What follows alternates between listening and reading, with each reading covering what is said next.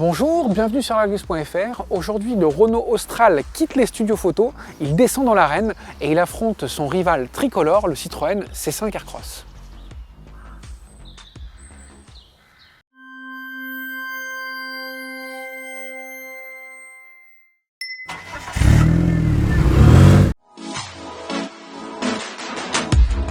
Le Renault Austral a été dévoilé au mois de mars 2022 et il arrivera en concession à l'automne.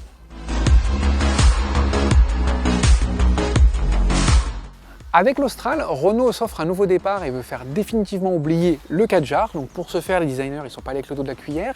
Ils ont dessiné un véhicule robuste avec des lignes très marquées. On le voit d'ailleurs, il y a plein d'arêtes un peu partout. Ça donne vraiment un sentiment de solidité. La calandre, pareil, elle est vraiment très agressive avec différents motifs, ce qui permet aussi de mettre en avant un logo de bonne taille, le nouveau logo Renault. Et puis au niveau des feux, on a cette fameuse signature en forme de C et des facettes au bas du bouclier qui ne sont pas sans rappeler ceux de la Renault Mégane E-Tech 100% électrique. Le Renault Austral adopte le format standard de la catégorie, à savoir une longueur de 4,50 m. Il repose sur un empattement de 2,67 m. Alors ici, on a cette fameuse finition Esprit Alpine avec la peinture mat. C'est la première fois qu'une Renault de série l'adopte. En parlant de couleur, on a aussi un pavillon qui est laqué de noir, ce qui permet de dissocier un peu le véhicule, l'affiner, lui donner un peu plus de longueur qu'il n'a en réalité. Et à l'arrière, on a un haillon qui est très incliné. On notera d'ailleurs que l'entourage de vitres, il n'est pas chromé sur cette finition alpine, mais laqué de noir. Et puis là, on a vraiment un épaulement, quelque chose qui se resserre, donc qui n'est pas sans rappeler non plus le Peugeot 3 minutes. Visiblement, on a du mal à s'en défaire de ce véhicule. Tandis qu'à l'arrière, on a une signature lumineuse soignée avec les fameux micro-optiques chers à Gilles Vidal et un bandeau lumineux qui donne de l'assise au véhicule et qui permet de gommer sa hauteur. Le Citroën C5 Aircross, c'est déjà une vieille connaissance. Il est apparu sur le marché français en 2018 et même dès 2017 sur le marché chinois. Il vient tout juste de passer par la case restylage qui l'amènera jusqu'à une retraite bien méritée qui est programmée pour 2025. Lorsqu'il est apparu en 2018, le Citroën C5 Aircross avait des formes rondes, rassurantes. C'était un peu en rupture avec ce qui se fait sur le segment des SUV compacts. Alors c'est peut-être un peu ce qui l'a pénalisé aussi. Donc pour sa seconde moitié de vie, les designers ont rectifié le tir. Ils lui ont donné de l'agressivité, de la virilité. On le voit avec des facettes, avec un bouclier qui est plus anguleux. Il a également adopté la nouvelle signature qui autrefois était parallèle. Maintenant elle se dédouble. C'est comme sur la Citroën C4 et sur la Citroën C5X. Au niveau du bouclier, donc, il y a des entrées d'air qui permettent de canaliser le flux autour des passages de roues, donc ça c'est plutôt bénéfique pour le CO2.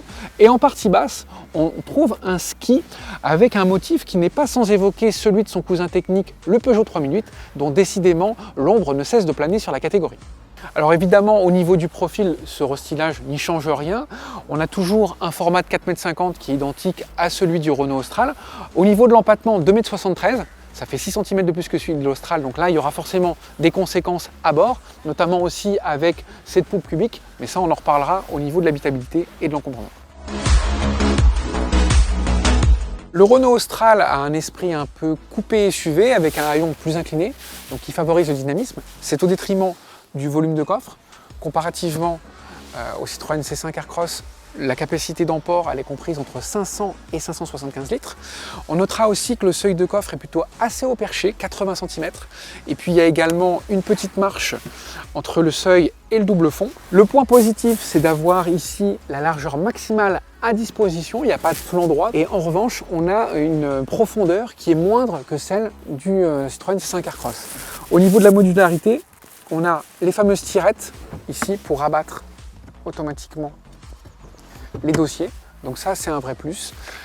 Et une planche qui est rigide.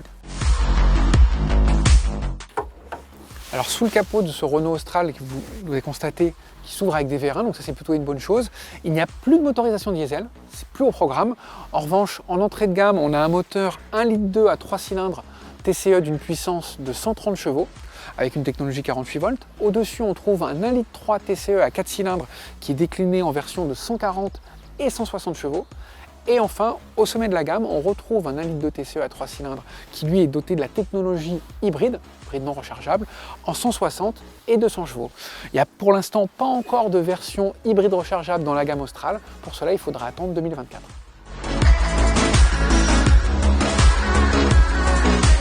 On pouvait s'en douter au vu de la poupe cubique de C5 Aircross que le volume de coffre est plus important que celui du Renault Austral. En effet, la capacité varie entre 580 et 700 litres. On a un seuil de coffre qui est plus bas aussi, donc c'est très pratique au moment de charger les bagages. Vous noterez d'ailleurs que le haillon, il ne s'ouvre pas totalement en fait, il est limité au niveau de la hauteur. Le point positif, c'est qu'il ne s'abîmera pas au niveau de la peinture dans les parkings. Alors, autre point positif de ces 5 Aircross, c'est davantage de profondeur qu'un Austral. Et puis maintenant, les points négatifs, c'est que les flancs droits, c'est pratique pour caler des valises, mais ça limite un peu la largeur. Dans l'Austral, il y a des éléments creusés, donc on gagne en largeur. Et puis, dernier grief, l'architecture typée monospace avec les 3 sièges indépendants, ça empêche d'avoir des tirettes pour rabattre les dossiers depuis le coffre. Ça, il faut le faire depuis l'habitacle. Alors au fil du temps, le Citroën C5 Aircross a réduit la voilure au niveau de la palette des motorisations. Aujourd'hui, il reste une motorisation diesel de 130 chevaux. C'est un modèle de la vieille école parce que chez les concurrents, il y a pratiquement plus de diesel.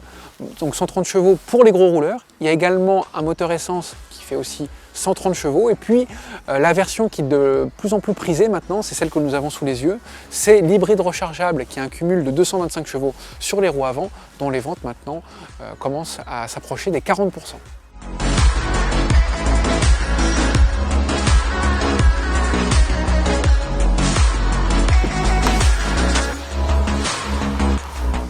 À bord du Renault Austral, on retrouve l'interface en L, interface 100% digitale qui est apparue sur la Renault Mégane E-Tech électrique. Devant le conducteur, avec un graphisme très soigné, quelque chose de valorisant, une dalle de 12,3 pouces. Au centre de la console, un écran tactile de format portrait qui, lui, a une diagonale de 12 pouces. Alors ça, c'est sur les versions les plus haut de gamme. En entrée de gamme, il faudra se contenter de 9 pouces. Le volant à mes plats en haut et en bas. Alors encore un rappel au Peugeot 3008. La commande du Multisense sur le volant. Et puis, la commande du sélecteur de boîte de vitesse automatique toujours au volant, ce qui permet de libérer de la place sur la console centrale pour un élément coulissant, qui permet ici, pourquoi pas, de mettre une bouteille d'eau. On termine avec un rangement qui n'est pas très profond, mais qui sera néanmoins pratique au niveau de la coudoir.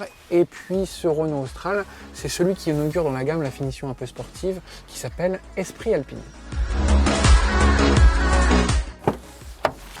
Renault qui a inventé le monospace en 1984 avec l'espace, et bientôt on passe de séparer de ce type de véhicule. En 2023, il n'y aura plus de Scénic, donc plus de monospace dans la gamme. Pour autant, la praticité et la modularité de ces véhicules sont conservées.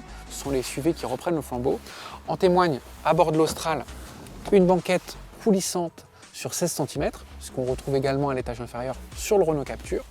Une fois à bord, on a mesuré une garde de toit qui est inférieure à celle du C5 Aircross, parce qu'en fait ce véhicule il a une ligne plus dynamique, un peu un esprit coupé, donc c'est la rançon du succès à bord. En revanche, les assises sont plus longues et on a également plus d'espace, on a quelques centimètres en plus au niveau de l'espace aux jambes, donc ça donne un meilleur confort postural que dans le C5 Aircross. Et autre détail, on a évidemment, c'est propre au segment C des SUV compacts, la climatisation aux places arrière et 2 prises de type USB-C pour recharger vos périphériques.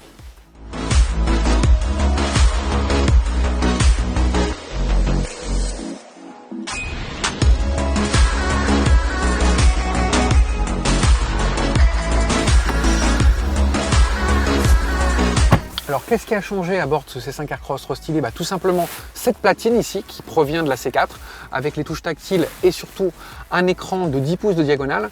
Auparavant, il y avait des aérateurs verticaux qu'on voit encore derrière et un écran de 8 pouces, donc ça permet de se mettre à la page face à l'Austral. Notez que sur les versions d'entrée de gamme, on a toujours le vieux tableau de bord. Idem devant le conducteur, sur les versions haut de gamme, comme cette version hybride rechargeable, une dalle digitale de 12,3 pouces de diagonale. Sur l'entrée de gamme, on a toujours des compteurs à aiguilles. Et puis, dernière nouveauté, pour le sélecteur de boîte de vitesse, cette fameuse gâchette qui permet de gagner de la place. Autrefois, on avait le levier Cobra qui était assez encombrant.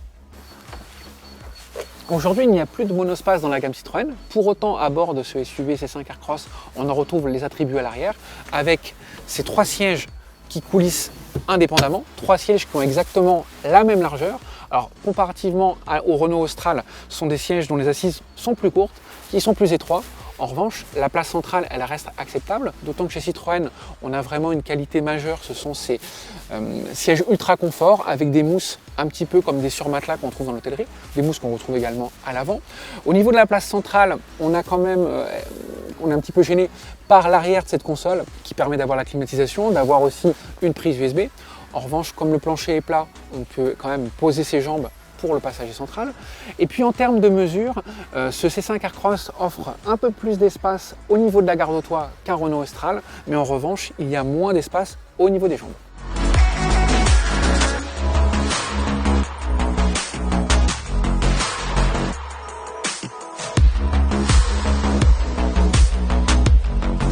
Pour l'instant, la gamme et les prix du Renault Austral ne sont pas encore connus. Toutefois, selon les estimations, le ticket d'entrée devait être autour de 32 000 €.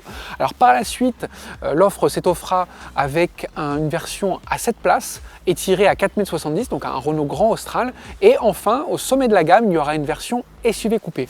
Pour mémoire, ce Renault Austral, il est fabriqué en Espagne. Pour le Citroën C5 Aircross, c'est différent, on connaît déjà l'articulation de la gamme et les prix. Alors pour mémoire, c'est à partir de 27 000 € en essence, 30 000 € en diesel et 41 000 € en version hybride rechargeable qu'on a ici sous les yeux. Et il est fabriqué en France dans l'usine de Rennes. À l'issue de ce premier match statique, nous sommes vraiment à la croisée des chemins entre un Renault Austral qui est un nouvel entrant sur le segment et un C5 Aircross qui a vraiment l'expérience du terrain. Le premier aura tout à prouver en essayant de faire oublier son prédécesseur et le second devra profiter de son restylage pour se refaire une place de choix sur le marché. Mais n'oublions pas que dès 2023, ils auront un nouvel ennemi commun, la troisième génération du Peugeot 3008 qui risque de rebattre les cartes. Donc affaire à suivre. Nous, on vous remercie de votre fidélité sur largus.fr. On reste en contact via les différents réseaux sociaux, notre chaîne YouTube, notre page Facebook et notre compte Instagram. Et on vous donne rendez-vous très bientôt sur largus.fr. Bye bye.